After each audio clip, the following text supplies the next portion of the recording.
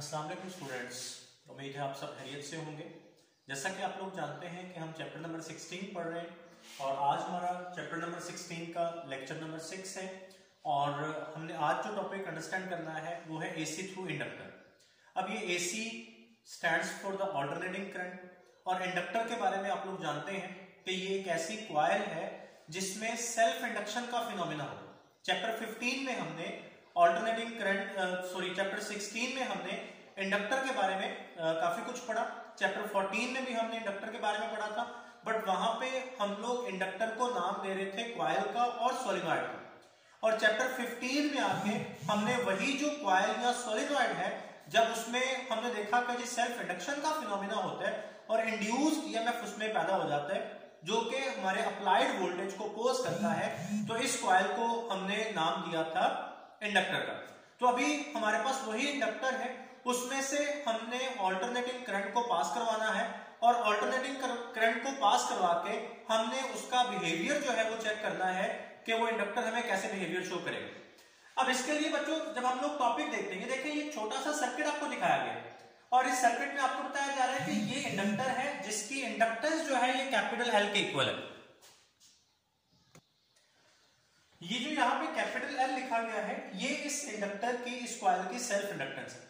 अब यहाँ पे ये चीज आप अपने ज़हन में रखिएगा कि हमें यहाँ पे जो इंडक्टर या जो कॉइल यूज करनी है वो एक थिक कॉपर वायर से बनाई गई। बच्चों जब हम लोग ये कॉइल थिक वायर की बनाएंगे ना, तो इससे हमें इसके दो एडवांटेज मिलेंगे।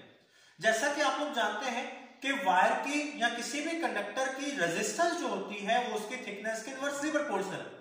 तो जब हम लोग यहाँ पे थिक वायर यूज करेंगे, मतलब उसका एरिया ऑफ क्रॉस सेक्शन बढ़ा देंगे तो रेजिस्टेंस कम हो जाएगी।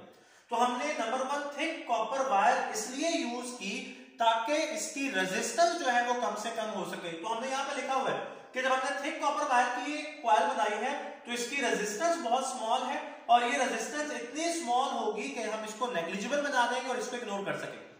और दूसरा बच्चों सेल्फ इंडक्शन वाले टॉपिक में आपने देखा था कि आप एरिया ऑफ क्रॉस सेक्शन को बढ़ाएंगे तो आपने कहा था कि सेल्फ इंडक्टेंस बढ़ जाएगी। तो हमने जब थिक वायर यूज की है तो थिक वायर यूज करने का एडवांटेज हमें यह भी मिलेगा कि इस इंडक्टर की जो सेल्फ इंडक्टेंस है वो लार्ज हो जाएगी। अब बच्चों हम लोग इस कॉइल के, इस इंडक्टर के बारे में जानते हैं कि जब हम इसको वोल्टेज अप्लाई करते हैं या जब हम इसमें से करंट को फ्लो करवाते हैं तो करंट के फ्लो करने से इस कॉइल के अंदर सेल्फ इंडक्शन का फिनोमेना होता है, ईएमएफ इंड्यूस होता है और वो जो इंड्यूस्ड ईएमएफ है वो हमारे अप्लाइड वोल्टेजेस को अपोज करता है। तो अब हमें जो हमारे अप्लाइड वोल्टेजेस हैं चूंकि वो अपोज हो रहे होते हैं तो वोल्टेज की एग्जैक्ट वैल्यू हमें नहीं मिलेगी इसके क्रॉस।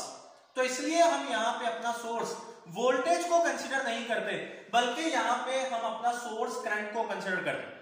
तो मैं कहता हूं कि जी ये जो करंट है ऑल्टरनेटिंग करंट ये इस कॉइल में से पास करवाया जा रहा है। I is equal to I not sine of theta, ये ऑल्टरनेटिंग करंट है। अब जैसे ही ये करंट इस कॉइल में से पास करता है तो इस कॉइल में एक बैक ईएमएफ इंड्यूस होता है, epsilon is equal to L delta I over delta T.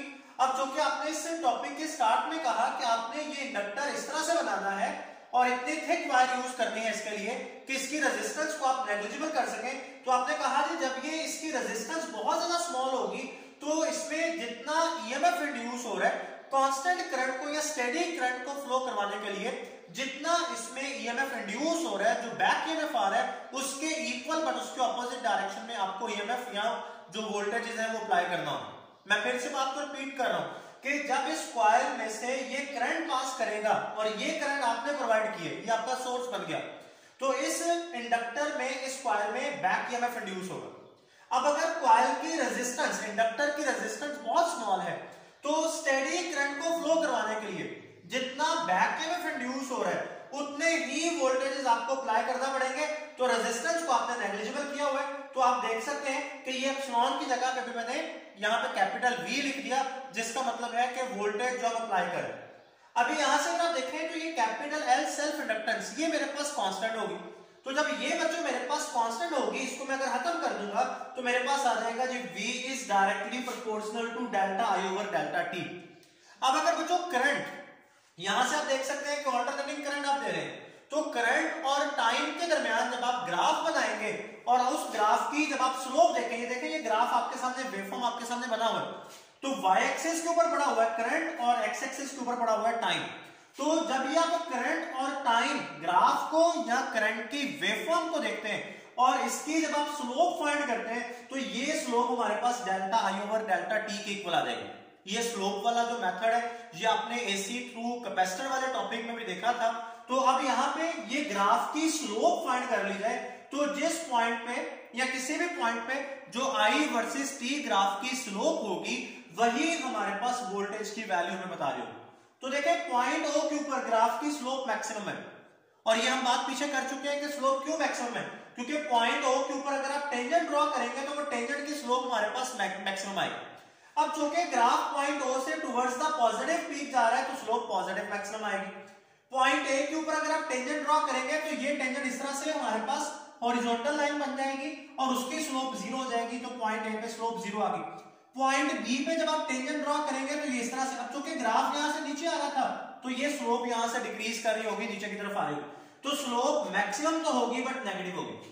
Point सी पे फिर टेंजेंट एक हॉरिजॉन्टल लाइन बनेगी, स्लोप फिर जीरो हो जाएगी। और पॉइंट डी और पॉइंट ओ ये दोनों आइडेंटिकल हैं तो पॉइंट डी के ऊपर फिर मेरे पास स्लोप पॉजिटिव मैक्सिमम आ जाएगी। अब इन पॉइंट्स के ऊपर जो भी मेरे पास स्लोप बन रही है करंट वर्सेस टाइम ग्राफ की, तो वही स्लोप बेसिकली मुझे वोल्टेज की वैल्यू देगी।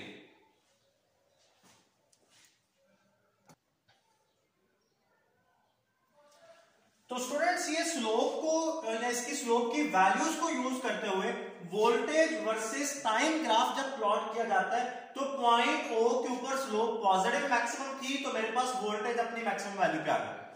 पॉइंट ए पे स्लोप जीरो थी तो वोल्टेज जीरो पे आ गया। पॉइंट बी पे स्लोप नेगेटिव मैक्सिमम थी तो वोल्टेज अपनी नेगेटिव मैक्सिमम वैल्यू पे आ गया। पॉइंट सी पे स्लोप जीरो है तो पॉइंट सी पे वोल्टेज जीरो हो गया। पॉइंट डी पे स्लोप पॉजिटिव मैक्सिमम है तो पॉइंट डी पे जो वोल्टेज है वो मैक्सिमम वैल्यू पे जाता है।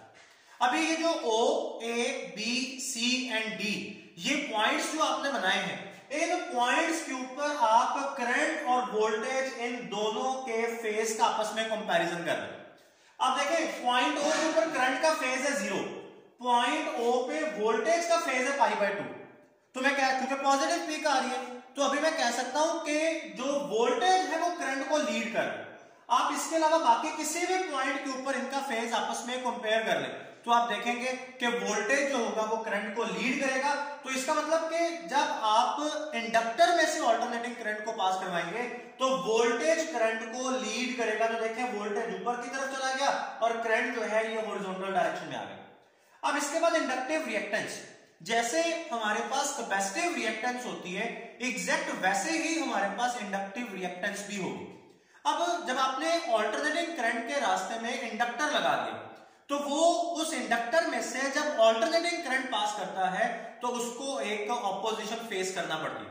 तो इंडक्टर ऑल्टरनेटिंग करंट को जो ऑपोजिशन ऑफर करता है, जो रुकावट उसको पेश करता है ऑल्टरनेटिंग करंट को, उसको हम लोग नाम देते हैं इंडक्टिव रिएक्टेंस का और इसको रिप्रेजेंट किया जाता है कैपिटल एक्स एल के साथ। ये जो कि ओहम्स लॉ से लिखी जा रही है तो XL is equal to V R M S over I R M S.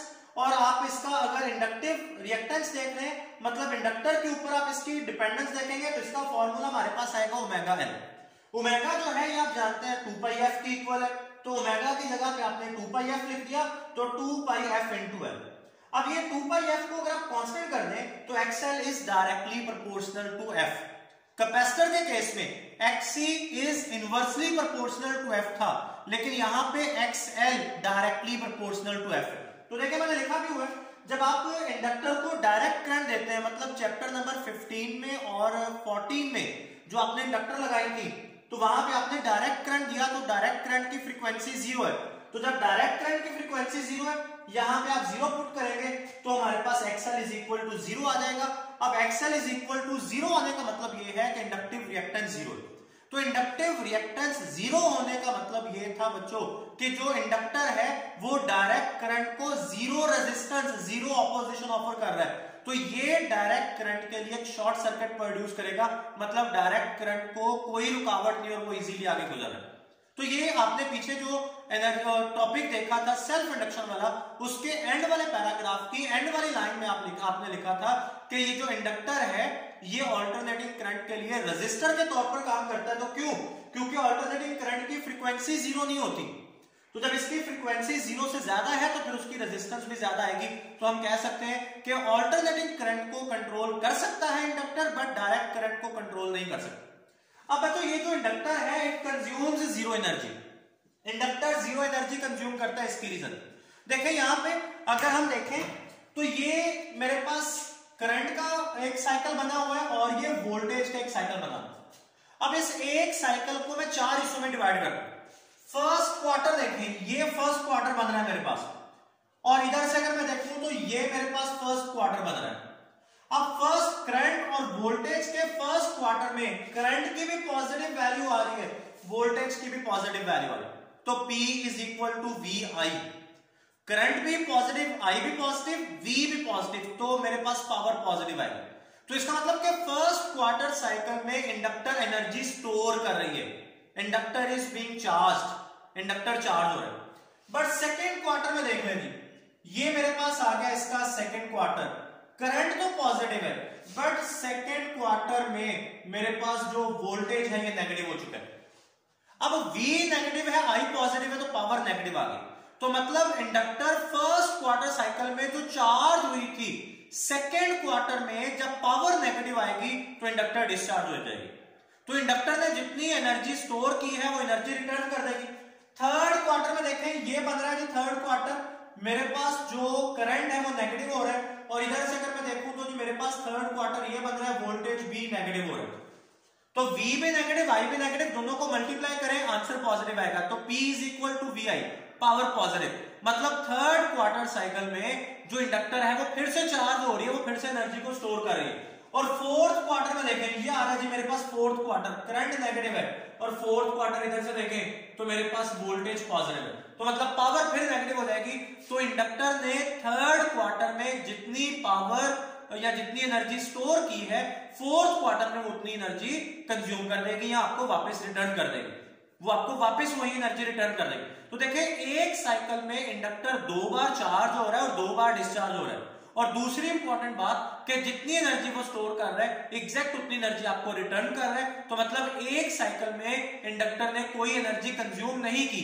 तो बच्चों ऐसी कॉइल्स जो कोई एनर्जी कंज्यूम नहीं करती उसे हम लोग नाम देते हैं चोक का। बहुत इंपॉर्टेंट डिवाइस है, आगे इसका टॉपिक भी आएगा।